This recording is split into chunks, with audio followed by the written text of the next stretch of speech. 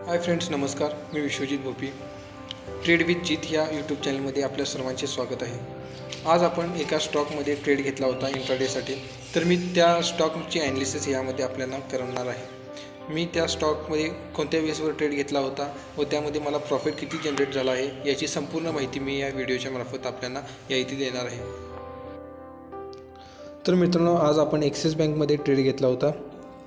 आपण या इथे पहिल्यांदा डिमांड झोन मार्क केला 1 हावरवर. मी या इथे हा बॉक्समध्ये जो आहे हा डिमांड झोन 1 हावरवर मार्क केला.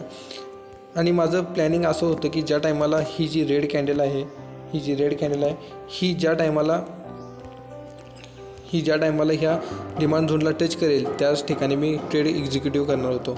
पण माझं एल जो होता तो मोठा होत होता. त्यामुळे मी काय केलं, 15 मिनटावर गेलो व 15 मिनटावर देखील मी एक डिमांड झोन मार्क केला.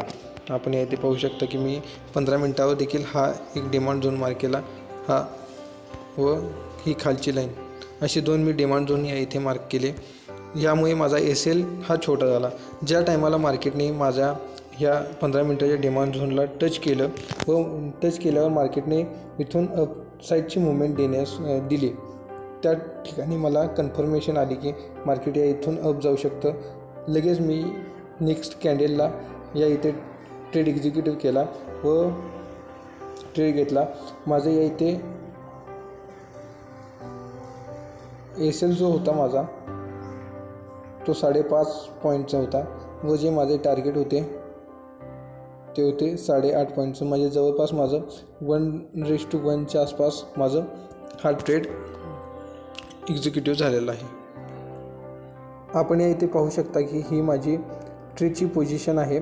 आपण या इथे पाहू शकता की मी या इथे 1073ला स्टॉक बाय केला होता व 1083ला सेल केला.